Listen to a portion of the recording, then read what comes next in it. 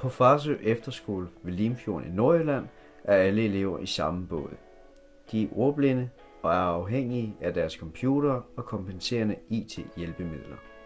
IT er en integreret del i al undervisning på skolen, og uden IT ville eleverne have svært ved at klare deres skolegang på lige fod med eleverne ude i folkeskoleklasserne.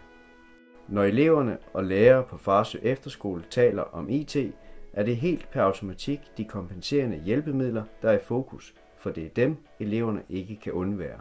Så bruger jeg noget, der hedder Dictus. Når jeg taler, så skriver computeren. IT har også gjort, at jeg har fået meget let at hverdag. Altså rigtig mange af de udfordringer, jeg har, det er, når det ikke virker, fordi så er du sådan lidt lost. Fordi så har du ikke rigtig de hjælpemidler, du har faktisk behov for. Jo mere jeg lærer at kende mit IT-værktøj, jo bedre bliver jeg også til at stave og læse. 20 minutter en time på selv side med en scannerpind, og så sidde og scanne ind. Det skal man ikke have. Der ligger det bare klar til en og bare super ren. Men i hvert fald i dansk, der vil jeg få virkelig svært ved at klare mig uden IT. Jeg bruger IT til næsten, jeg bruger at sætte ord til at læse op, for hvis jeg bare en lille tekst.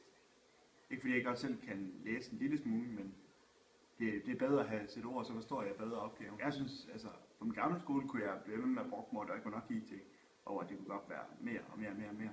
Heroppe der har jeg ligesom fået sat mine grænser for alt vores undervisning vækker som IT. Og det er IT til det hele, og det er det, der hjælper os allermest heroppe, fordi det hele det er lige til at gå til, og det er forberedt. Når jeg bruger IT i dagligdagen, så bruger jeg jo min computer, hvor vi laver det meste skolearbejde på, hvor jeg bruger CDO'er, GeoGebra og WordMat til de forskellige fag. Jeg bruger også min mobil. Jeg har noget, der hedder Dragon Dictation, hvor man indtaler, så man kan hvor det sådan skriver lidt ned. IT, den har hjulpet mig rigtig meget. Jeg fik min IT-rygsæk, der er i 3. klasse, og efter det så har det rykket mig meget fremad. Jeg tror, det ville være et mareridt, hvis jeg ikke havde mine hjælpemidler.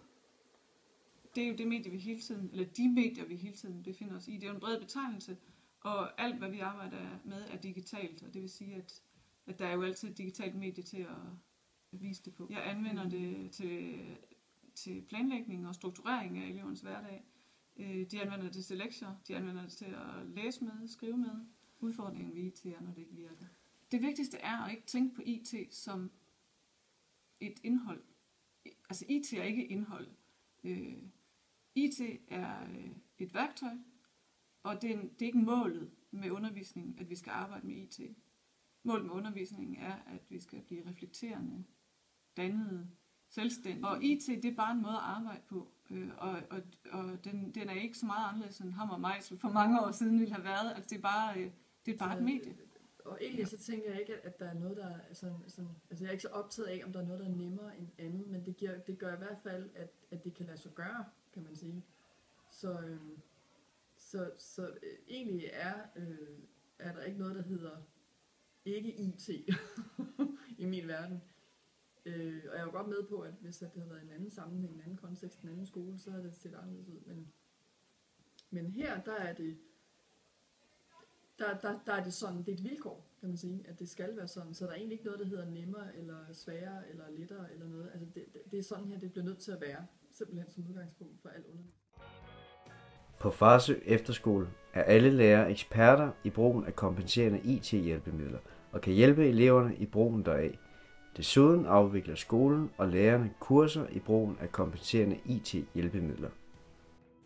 2 lærere har et særligt stort IT-know-how og fungerer som både medarbejdere og elevers IT-supportere.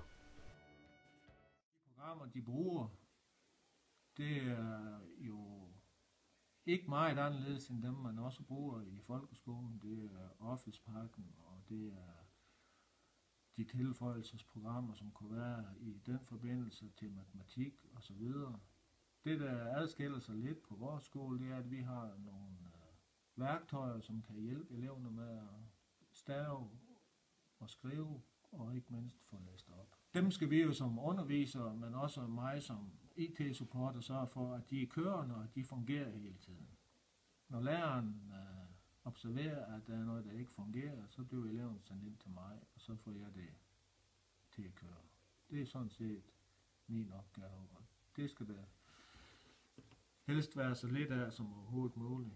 Til varetagelse af skolens netværk og større supportopgaver har skolen indgået aftale med Skole IT, et lille firma med speciale i netværksløsninger og support af skoler. Vi har et motto, der hedder, at vi tager os af IT, så kan skolerne lave skole. Og det for os, der betyder det, at vi vil egentlig gerne tage alt det, som har været historisk bøvlet ved IT-teknik, vedligeholdelse af computer og server og sådan nogle ting, som lærere og skoleledere og pedeller osv. ikke har tid til at sætte sig ind i og holde sig ajour med. Det tager vi os af, det hoster vi, og vi laver et system, som er meget stabilt og sikkert, og så er det så lærerne, der kan tage sig af de pædagogiske og didaktiske opgaver. Det synes vi er den rigtige deling i forhold til at arbejde med skoler. Uden for undervisning foregår en masse aktivitet uden brug af IT, men tændte skærme er altid at finde.